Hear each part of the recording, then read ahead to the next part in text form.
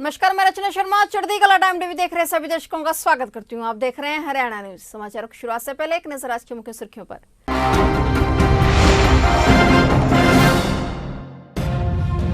BJP ने की नए जिलाध्यक्षों की घोषणा। भाजपा ने 22 जिलाध्यक्षों में 18 को बदला।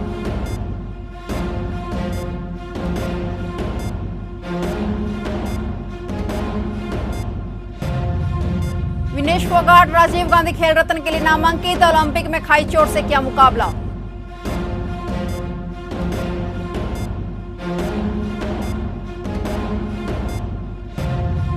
सिरसा में शनिवार और रविवार को दुकानें रहेंगी बंद। प्रशासन ने जारी की नई हिदायतें।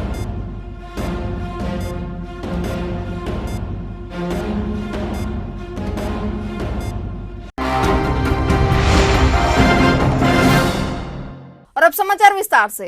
हरियाणा बीजेपी ने आज बुधवार को जिलाध्यक्षों की घोषणा कर दी है। भाजपा के नए प्रदेशाध्यक्ष ओम प्रकाश धनखड़ की नई टीम में 22 जिलाध्यक्षों में से पुराने 18 को बदल दिया गया है। रोहतक के जिलाध्यक्ष अजय बंसल और फरीदाबाद के जिलाध्यक्ष गोपाल शर्मा ही अपनी कुर्सी बचा सके हैं। वहीं यमुनानगर और रेवाड़ी के जिलाध्यक्ष की मौत हो जाने के बाद उनकी कुर्सी पहले ही खाली हो चुकी थी। ऐसे में 22 में से 20 नए जिलाध्यक्षों को जिम्मेदारी सौंपी गई है। कांटों में जो पलता है, शोलों में जो खिलता है, वह फूल ही गुलशन की तारीख बदलता है। ये पंक्तियां चरखी दादरी के गांव बलाली निवासी अंतर्राष्ट्रीय महिला पहलवान विनेश फोगाट की मेहनत पर एकदम फिट बैठती हैं, जिन्होंने रियो ओलंपिक के दौरान लगी चोट का मुकाबला किया और टोक्यो ओलंपिक की टिकट हासिल की। विनेश फोगाट अब देश के शीर्ष खेल रत्न के लिए नामांकित हुई हैं। विनेश को राजीव गांधी खेल रत्न पुरस्कार अपनी कड़ी मेहनत के बूते ही मिलेगा। विनेश को राजीव गांधी खेल रत्न के लिए नामांकित किया गया है।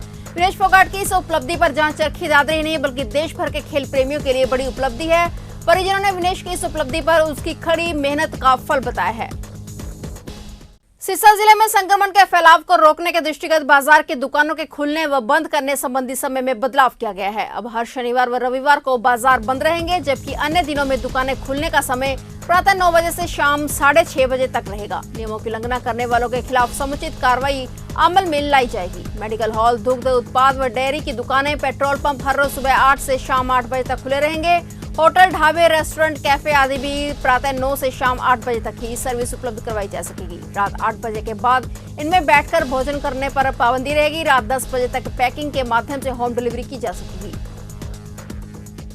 हरियाणा में वायरस के 896 नए मरीज मिले हैं। इससे संक्रमितों की संख्या अब हरियाणा में 48,936 का आंकड़ा पार कर गई है। प्रदेश में अब तक कुल 557 मरीजों की महामारी से जान जा चुकी है। वहीं 24 घंटे में 688 मरीज ठीक होकर घर लौटे। वहीं अब ठीक होने वाले मरीजों की संख्या 41,298 हो गई है। हरियाणा में एक्टिव केस की संख्या 7,081 है।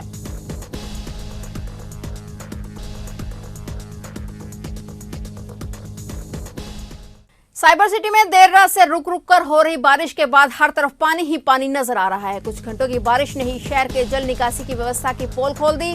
शहर के कई इलाकों में इस कदर जल भराव हुआ कि लोगों को निकलना मुश्किल हो गया। ट्रैफिक पुलिस को भी कड़ी मुशक्कत करनी पड़ी। कई जगह पुलिस को ट्रैफिक रूट को भी डाइवर्ट करना पड़ा। रोड पर कई फीट पानी भर गया और कई गाड़ियां पानी में ही बंद हो गई।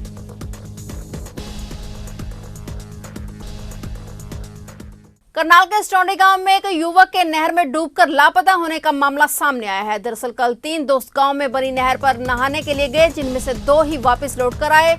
पर उस वक्त सभी के हैरानी की सीमा टूट गई जब उनमें से एक ने युवक को नहर में धक्का देने की बात कबूली। मामला पुलिस तक पहुंच गया और पुलिस ने भी लड़कों से पूछताछ शुरू कर दी है। टिंकू नहर में अनजाने में डूब गया या फिर उसे धक्का देकर डुबाया गया, ये तो जांच का विषय है। लेकिन टिंकू के परिजनों का रो रो कर बुरा हाल है और गाँव में मातम का माहौल है।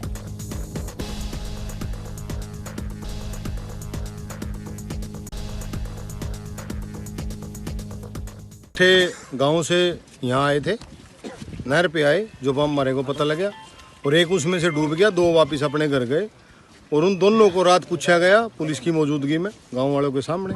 एक लड़के ने यह बात कही भी इसने धक्का दिया गया, इसने डुबोया, लेकिन वो जांच का विषय है। पुलिस उसकी कर रही है, वो लेके जा रहे हैं उसको जी।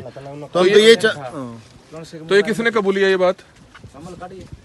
उनमें से एक लड़का था, करमवीर का लड़का था, वाल्मीकियों में था। उसने कहा अभी अंकित भाई इस दूसरे ने धक्का दिया जी। तो ये बात उन्होंने तो पुलिस क्या कर रही है? पुलिस जांच कर रही है। रात उसको लेके थे, अभी जो जांच का विषय है पुलिस का। तो पानी भी काफी है नहर में? पानी बहुत ज्यादा है जी। तो गोताखोर लगे हुए हैं? गोताखोर लगे हुए हैं। कितनी उम्र है इन तीनों की? 16, 17 साल लगभग उम्र है तीनों। करनाल के CSSRI में कृषक वैज्ञानिक संवाद कार्यक्रम का आयोजन किया गया। इसमें प्रदेश के कृषि मंत्री JP दलाल मुख्य अतिथि के रूप में पहुंचे। इस कार्यक्रम में प्रदेश भर के किसानों ने वीडियो कॉन्फ्रेंसिंग के जरिए हिस्सा लिया और उन्हें समझाया गया कि किस तरीके से धान की पराली को जलाए बिना उसको नष्ट करना है।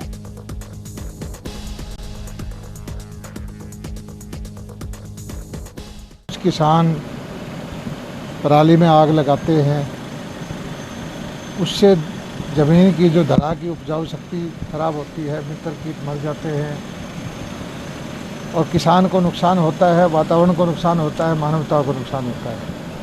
तो इसी विषय पर सारे वैज्ञानिक, सारे अधिकारी, किसान भाई बैठ के ये संगोष्ठी है और सब विचार विमर्श करके सरकार ने जो काम इस बारे में किया है उसकी हम जानकारी देंगे, किसानों के विचार सुनेंगे, अधिकारियों की इस बारे में क्या राय है।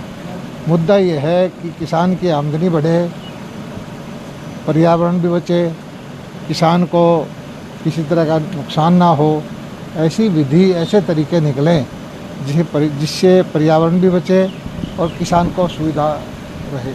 गांव काचवा में खेल स्टेडियम के पास करंट लगने से एक ट्रैक्टर चालक की मौत हो गई। घटना की सूचना पुलिस व गांव के सरपंच को दी गई। पुलिस ने शव को कब्जे में लेकर पोस्टमार्टम के लिए कल्पना चावला राजकीय मेडिकल कॉलेज भिजवा दिया है और मामले की जांच शुरू कर दी है। जानकारी के अनुसार गांव मंचरी निवासी अनिल ट्रैक्टर चालक के रूप में काम कर रहा था और वह बुधवार सुबह अपने कुछ साथियों के साथ ट्रैक्टर ट्रॉली लेकर गांव काचवा में गोबर के उपले लेने के लिए आया था, लेकिन अचानक ऊपर से गुजरी बिजली की 11,000 वोल्टेज तारों ने उसे अपनी चपेट में ले लिया, जिससे उसकी मौके पर ही मौत हो गई।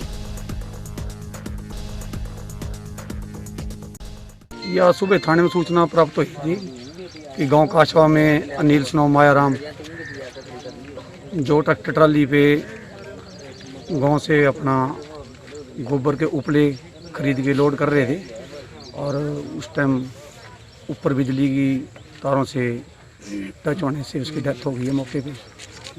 और मौके पर आए हैं और कार्रवाई करेंगे।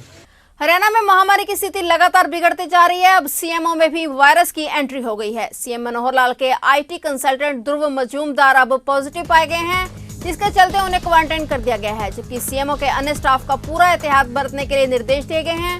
उधर हरियाणा परिवहन विभाग के अंतर्गत GST कार्यालय में भी अब 7वां कर्मचारी पॉजिटिव पाया गया है, जिसके बाद विभाग में हड़कंप का ऐसा माहौल है कि विभाग के आला अफसरों ने एक सख्त फरमान जारी कर दिया है, जिसमें 2 दिन के भीतर सभी कर्मचारियों को अपने टेस्ट करवाने को कहा गया है। टेस्ट के लिए मना करने वाले कर्मचारियों का वेतन काट दिया जाएगा।